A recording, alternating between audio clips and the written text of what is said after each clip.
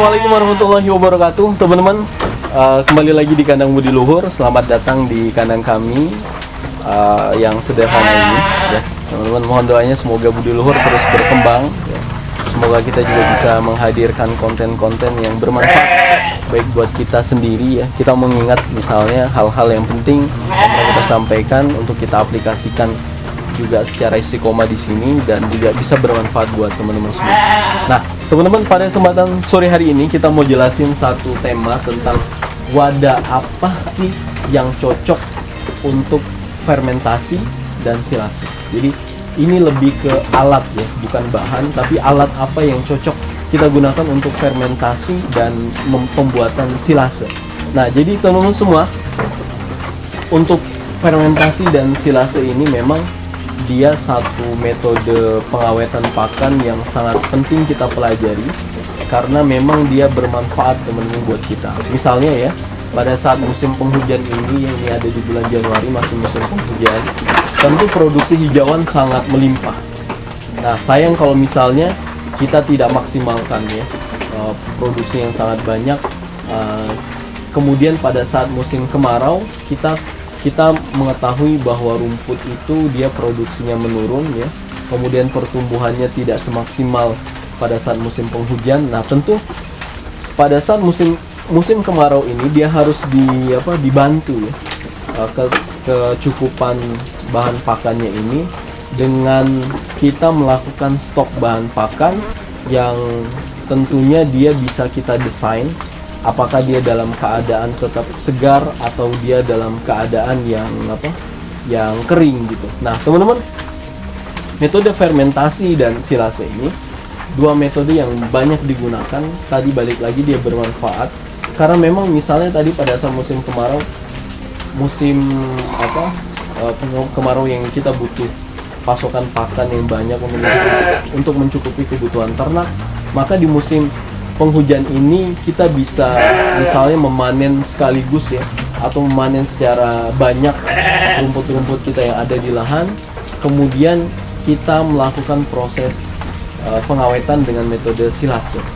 Jadi hijauan yang diawetkan yang diawetkan dan dijaga kesegarannya dalam waktu yang panjang, dan dia bisa kita gunakan pada saat musim-musim sulit, khususnya di musim kemarau tadi. Nah, teman-teman, balik lagi, jadi khusus pembahasan sore ini kita bahas wadah apa sih yang cocok untuk pengawetan ini, baik fermentasi maupun silase. Maka Budi Luhur sangat merekomendasikan teman-teman lebih memilih menggunakan drum ya, menggunakan drum dan dia tentu sangat membantu. Harganya meskipun investasinya cukup banyak ya, kalau misalnya dia 120 liter itu harganya sekitar 150 sampai 180 ya. Nah, kalau yang ini dia yang 150 liter ini harganya juga sekitar 200 sampai 250 ribu.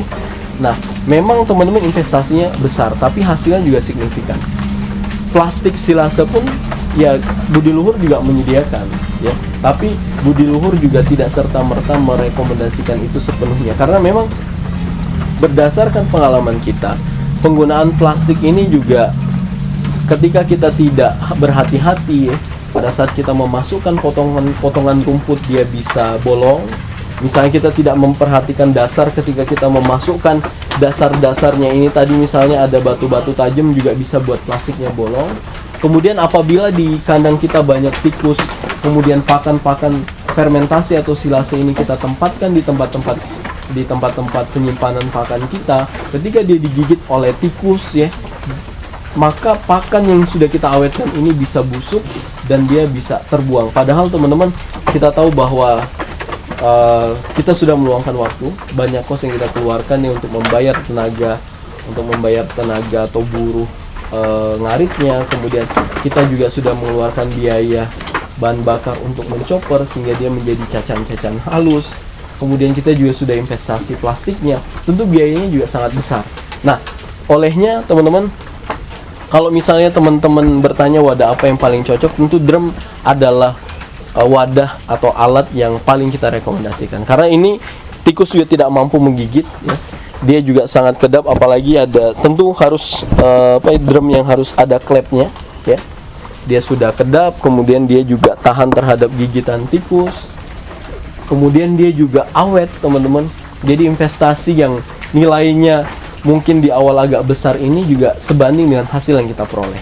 Nah teman-teman, kita juga nanti tampilin silase yang kita sudah, atau fermentasi yang kita sudah buat ya, dengan menggunakan plastik dan menggunakan drum. Kalau di Budi Luhur alhamdulillah penggunaan plastik atau drum sama-sama berhasil. Nah, tapi yang paling kita rekomendasikan buat teman-teman di rumah tentu lebih menggunakan drum. Jadi kalau misalnya teman-teman mau melakukan proses fermentasi, tapi misalnya biaya pembelian drumnya belum ada budgetnya, mungkin teman-teman bisa nabung dulu. Itu lebih kita sarankan. Nah, sementara pemberiannya bisa untuk sementara ya diberikan dalam keadaan segar, atau misalnya tadi bahan-bahan kalau fermentasi kan dia di luar hijauan ya. Kalau silase kan kita hanya fokus pada hijauan. Jadi mengawetkan hijauan untuk tetap dalam keadaan segar dalam waktu yang panjang ya. Nah, kalau fermentasi ini bahan-bahannya lebih kompleks, lebih banyak. Nah, kalau misalnya fermentasi bahan-bahannya kering ya, ada kangkung kering, ada ampas kedelai, ada kulit kacang hijau, kemudian ada bungkil kopra, kemudian ada polar, ada jagung. Ini kita satukan kemudian kita fermentasi. Nah, kalau misalnya belum ada alatnya ya bisa langsung diberikan kepada ternak, karena memang fermentasi memang meningkatkan nutrisi dan dia juga baik buat ternak ya, asal dia benar-benar matang. Tapi teman-teman, pakan pun tadi yang tadi sudah istimewa diberikan ke ternak dalam keadaan tidak difermentasi juga tetap bagus gitu.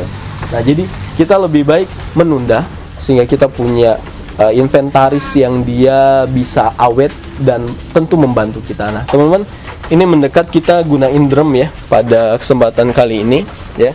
Kita gunakan drum untuk fermentasi kita ya. Jadi ini bukan hanya satu unsur. Ini kita gunakan kangkung kering, kita gunakan juga hijauan odot ya. Kemudian di dalamnya juga ada complete feed. Kita gunakan tetes dan kita gunakan E4 juga. Nah, teman-teman, di atasnya ini kangkung kering. Nah, ini informasi yang penting juga buat teman-teman ya. Jadi ini informasi penting juga buat teman-teman. Ini metode fermentasi yang sangat aman ya. Nah, teman-teman, ada yang bertanya juga, misalnya ada pertanyaan nih, misalnya muncul ya. Bukan ada yang bertanya, tapi misalnya ada pertanyaan nih, misalnya muncul, Mas, kalau misalnya pakai drum, gimana kalau misalnya kita nggak habis dalam satu pemberian? Misalnya dia setengahnya, bagaimana menjaga supaya bahan pakan yang dia tinggal setengah itu di dalam drum itu tidak muncul jamur, kemudian dia tidak hitam, tidak busuk? Teman-teman tinggal masukin kangkung kering ya. Dia bisa mengisi ruangan sehingga udara itu dia tidak bisa masuk ya, udara tidak bisa masuk dan dia tetap kedap dan prosesnya tetap anaerob sehingga yang bekerja tetap bakteri baik atau bakteri positif. Nah, teman-teman, ini adalah kangkung kering, baunya harum sekali. Wah, ini harum sekali. Nah, teman-teman, ini campurannya complete feed. Di bawahnya juga ada hijauan ya, teman-teman. Ini di bawahnya ada hijauan. Nanti kita buka satunya biar teman-teman bisa lihat ya. Nah, jadi ini di bawahnya ada hijauan. Jadi kita gunakan kangkung kering ini untuk menutupi bagian dalam, teman-teman. Untuk menutupi bagian atas sehingga udara itu dia memenuhi dari proses fermentasi. Ini baunya harum sekali. Ini udah bisa digunakan buat ternak. Nah, saya coba buka yang satunya ya, teman-teman. Ini saya tutup dulu.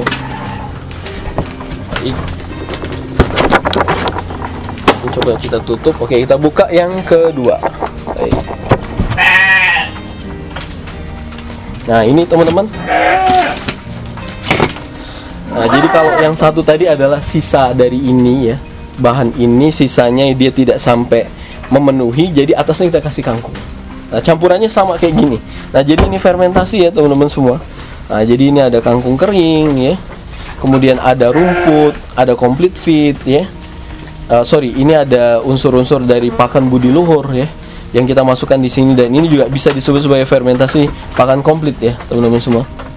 Ini baunya harum ya, dan ini teman-teman awet ya. Kalau misalnya teman-teman nggak habis ini masukin kangkung, dia tetap dalam keadaan yang anaerob ya, sehingga teman-teman nggak perlu khawatir, bahkan dia tidak perlu tambahan inner atau plastik. Nah, jadi teman-teman, kalau ditanya wadah apa yang cocok buat fermentasi, sekali lagi kita merekomendasikan teman-teman untuk investasi atau inventaris drum ya untuk proses pembuatan fermentasi dan silase. Oke, teman-teman, itu penjelasan yang bisa kita sampaikan. Semoga bermanfaat buat teman-teman semua. Sebagai tambahan di penutup kali ini, teman-teman, ketika pakan fermentasinya belum banyak ya, kalau bisa fermentasinya diperbanyak dulu.